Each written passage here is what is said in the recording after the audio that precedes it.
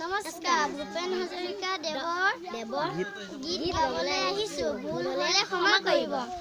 অসম আমাৰ ৰূপহী গুণৰো নাই শেষ, ভাৰতৰে পূৰ্ব দিশৰ সূৰ্য উঠা দেশ। গোটেই জীৱন বিচাৰিলেও হ'লে দিব ৰাতি, অসম দেশৰ দৰে নাপায় হিমাৰ ৰসাল মাটি। চিৰ বিনন্দীয়া তোমাৰ সেউজ পৰিৱেশ, ভাৰতৰে পূৰ্ব দিশৰ সূৰ্য উঠা দেশ।